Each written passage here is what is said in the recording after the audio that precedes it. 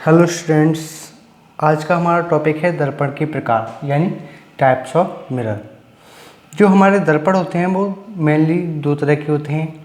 एक तो होता है प्लेन मिरर यानी समतल दर्पण, दूसरा होता है स्फेरिकल मिरर यानी गोली दर्पण। सबसे पहले हम समझते हैं समतल दर्पण के बारे में। ये समतल दर्पण है, ये आपके सिलेबस में नहीं है, फिर भी हम इसके कुछ स्पेसिफिकेशंस हैं उनके बारे में समझेंगे। जो समतल दर्पण होता है, जो हम डेली यूज में, डेली रूटीन लाइफ में हम इसका यूज करते हैं। जब आप अपनी इमेज को मिरर में देखते हैं तो वो मिरर होता है, वो होता है प्लेन मिरर यानी समतल दर्पण। समतल दर्पण की कुछ विशेषताएं होती हैं जो कि आपके एग्जाम में काफ़ी बार पूछी जाती हैं। जो समतल दर्पण का प्रतिबिंब बनता है वो हमेशा कैसा बनता है? आभासी।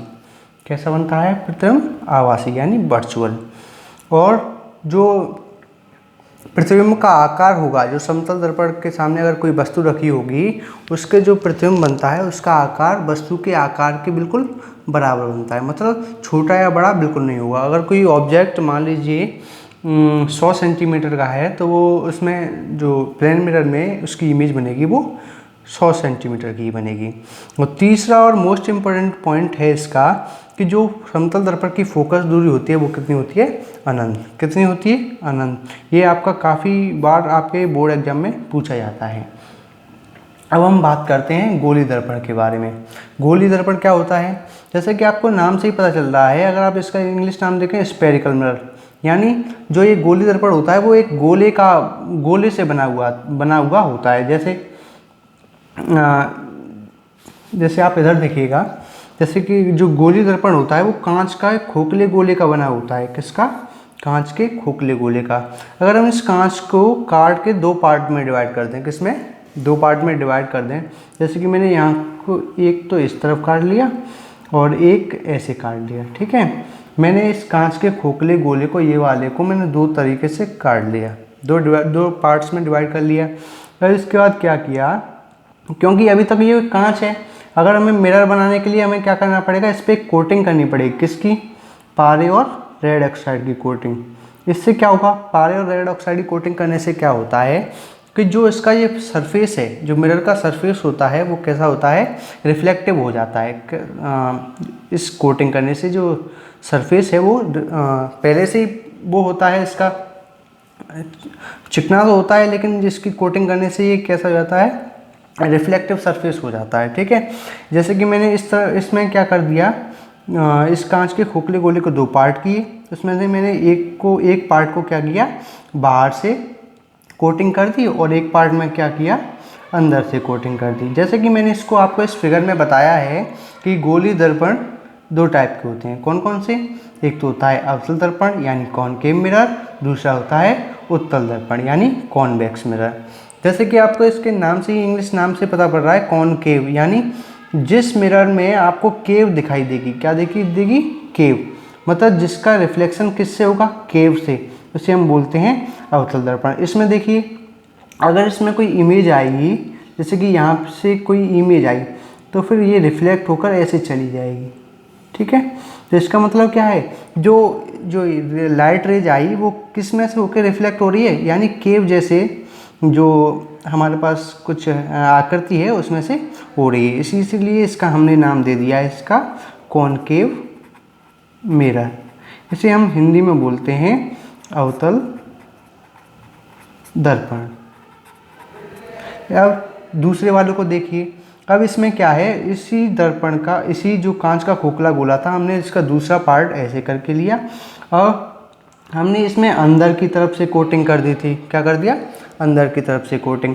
अब अगर हम इसमें लाइट रेज यहाँ से डालें तो क्या हो जाएगा? वो रिफ्लेक्ट होकर ऐसे चली जाएगी, ठीक है। इसका मतलब क्या है, जो ये ऊपर क्या है, एक तरह से बैक्स बन रहा है। यहाँ पे क्या केप बन रही थी, यहाँ पे एक बैक्स बन रहा है, इसलिए हमने इसका नाम दिया, इस मिरर का नाम दिया कॉन्वेक्स मिरर। क्या दिया? Convex mirror. इसे हम हिंदी में बोलते हैं उत्तल दर्पण। अब हम इनसे जुड़ी कुछ डेफिनेशंस हैं वो आपको याद रखनी चाहिए।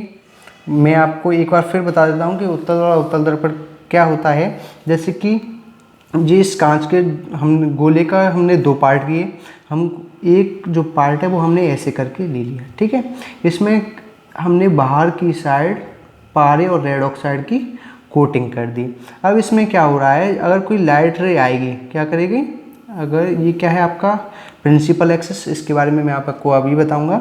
अगर कोई लाइट रे जैसे आ रही है, ठीक है, लाइट रे आ रही है यहाँ से, तो यहाँ क्या हो रहा है, इसके जो दबा हुआ पार्ट है यानी जो अंदर का पार्ट है इससे रिफ्लेक्ट होकर वापस जा रही है। तो जब जब कोई प्रकाश किरण का जो परावर्तन होता है, रिफ्लेक्शन होता है, वो दबे हुए तल से या फिर अंदर के तल से होता है, तो उसे हम बोलते हैं अवतल दर्पण,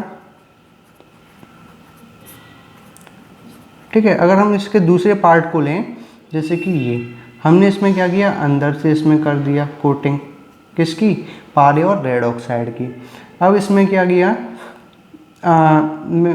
इसमें क्या किया हमने, जैसे कि इसमें ये लाइट रेज आई है ऐसे करके, ये ऐसे करके रिफ्लेक्ट होकर चली जाएगी, ठीक है। जब ये इसका जो परावर्तन हो रहा है यानी जो रिफ्लेक्शन हो रहा है, जो किस पार्ट से हो रहा है, बाहर के पार्ट से। जब किसी गोली दर्पण में परावर्तन बाहरी पार्ट से होता है तो हम उसे बोलते हैं उत्तल दर्पण। क्या बोलते हैं, उत्तल दर्पण। अब हम इसके आगे कुछ इनसे जुड़ी कुछ डेफिनेशंस हैं, उन्हें देखेंगे।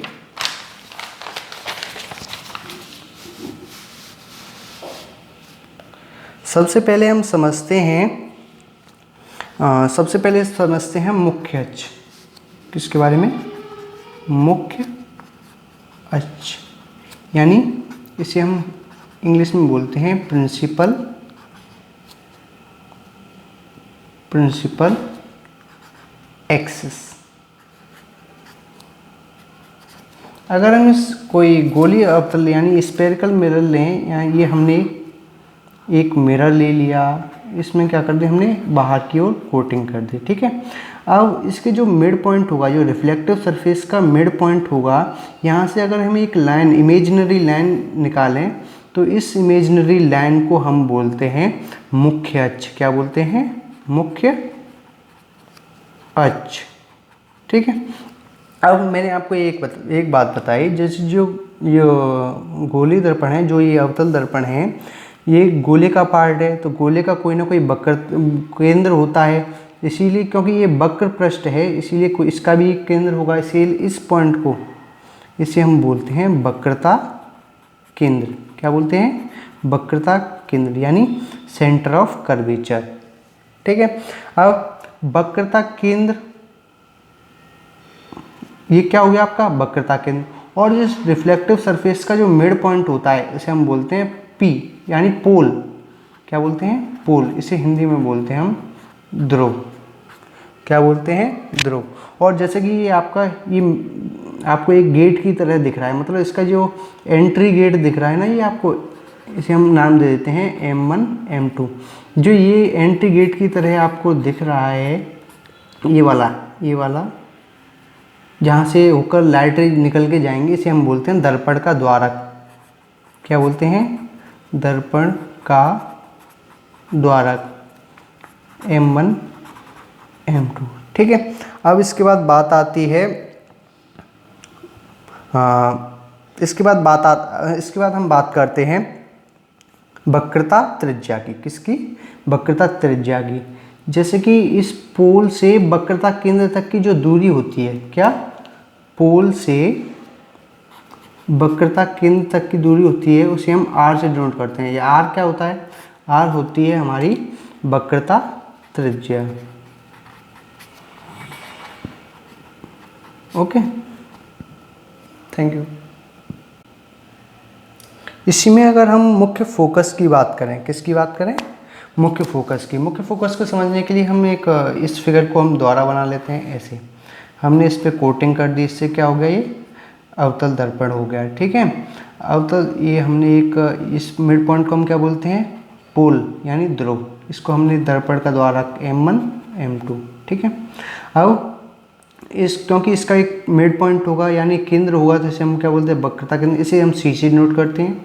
और सी से पी को मिलाने वाली रेखा को हम क्या बोलते हैं, क्या बोलते हैं इसे हम, मुख्य अक्ष। ठीक है। अब मुख्य क्या हम बात करते हैं यहाँ पर, मुख्य फोकस की। क्या बात कर रहे हैं, मुख्य फोकस की, यानी प्रिंसिपल फोकस भी कह सकते हैं या फिर मेन फोकस भी कह सकते हैं आप इसे।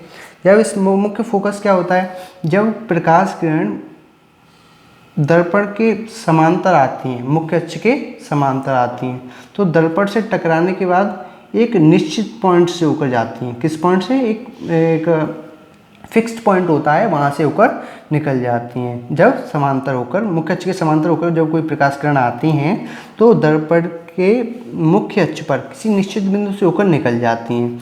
जो जिस पॉइंट से ये समांतर प्रकाश की किरण टकराने के बाद निकल गई है उसे हम बोलते हैं मुख्य फोकस। क्या बोलते हैं, मुख्य फोकस। इसे हम एफ से डिनोट करते हैं। ठीक है। और मुख्य फोकस से पोल तक की जो डिस्टेंस होती है उसे हम बोलते हैं फोकस दूरी। क्या बोलते हैं, फोकस दूरी। इसे हम स्मॉल एफ से डिनोट करते हैं। फोकस दूरी क्या होती है, जो आपकी फोकस दूरी यानी फोकल लेंथ, कहाँ से कहाँ तक की डिस्टेंस, पोल से प्रिंसिपल